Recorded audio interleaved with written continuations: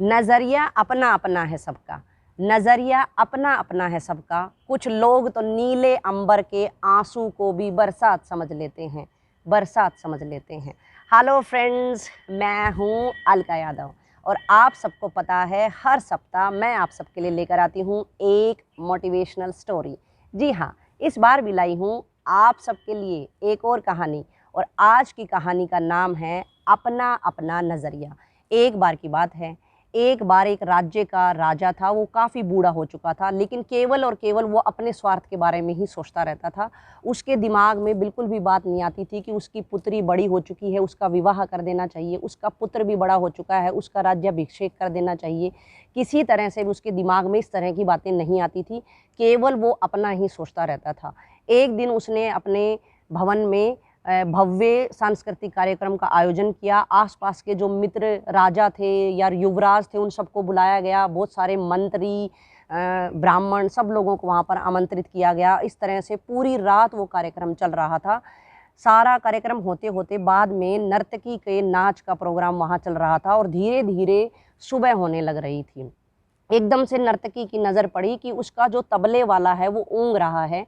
नर्तकी को चिंता होने लगी कि अगर तबले वाले को नींद आ गई तो उसका सारा डांस बिल्कुल ही बेकार हो जाएगा, ख़राब हो जाएगा। इसलिए उसने सोचा कि इसको सतर्क करना चाहिए और तबले वाले को सतर्क करने के लिए नर्तकी ने बोला, बहू बीती थोड़ी रही, बहू बीती थोड़ी रही, पल पल गई बिताए, एक पलक के कारणे कलंक क्यों लग जाए, कलंक क्यों लग जाए। उनका ये दोहा सुनते ही जो तबले वाला था बिल्कुल सतर्क हो गया। उसकी नींद रफू चक्कर हो गई और वो अपना काम करने के लिए अच्छे से तैयार हो गया। सिर्फ ये दोहा सुनना था कि वहाँ पर उस राज्य के मुख्य पंडित थे, उनका दिमाग भी एकदम से बिल्कुल अलग हो गया। उनके पास जितने भी सोने के सिक्के थे वो सब नर्तकी के सामने उन्होंने दे दिए। इतनी ही देर के बाद राजा की पुत्री वहाँ पर थी, उसने भी अपना 9 लखा हार नर्तकी को दे दिया और वहाँ पर राजा का पुत्र भी बैठा था, उसने भी अपना जो मुकुट है वो निकाल कर नर्तकी को दे दिया। ये सब बातें देखकर राजा बहुत हैरान हुआ और उसने नर्तकी को कहा, तुमने तो केवल एक दोहा ही सुनाया है और सबको अपने में मोहित कर दिया है, ऐसा तुमने क्या किया है। नर्तकी ने कहा कि नहीं नहीं महाराज, मैंने तो ऐसा कुछ भी नहीं किया, मैंने तो केवल मेरे तबले वाले को सतर्क करने के लिए यह दोहा सुनाया था। लेकिन इसकी बात खत्म होते ही वहाँ जो ब्राह्मण थे उन्होंने महाराज को कहा, महाराज मुझे क्षमा कीजिए, लेकिन ये दोहा सुनते ही मेरी सारी समझ मुझे आ चुकी है।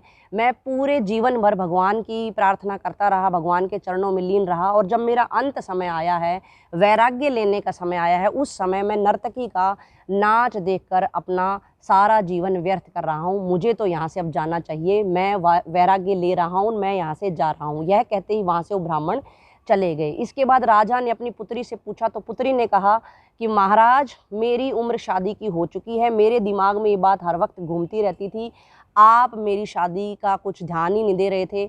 आज रात को मैं आपके एक सैनिक के साथ भागना चाह रही थी।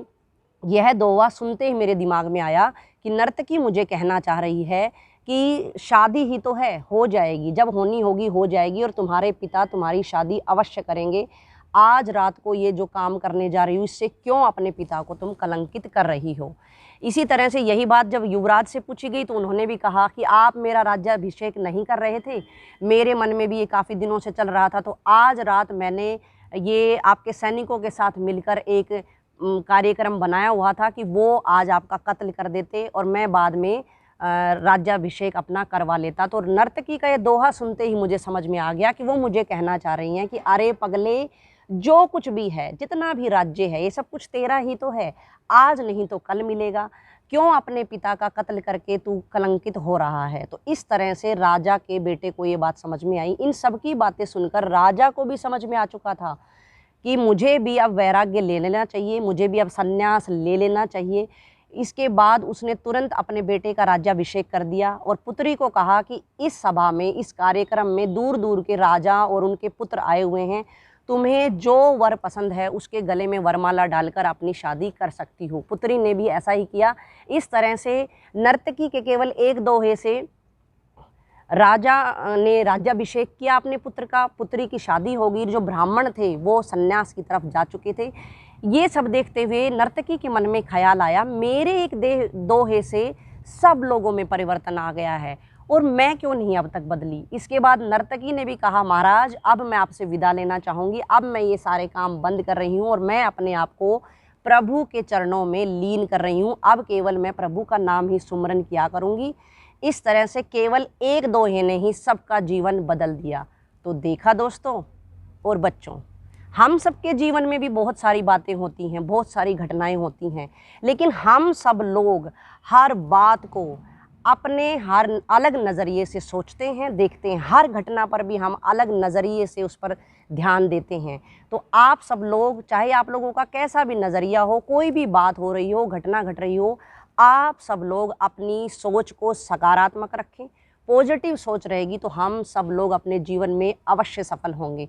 हमेशा पॉजिटिव सोचिए, दूसरों के साथ पॉजिटिव रहिए। अंत में केवल इन चंद लाइनों के साथ अपनी कहानी को समाप्त करना चाहूँगी। जैसा देखो वैसी दिखती है ज़िंदगी, जैसा देखो वैसी दिखती है ज़िंदगी।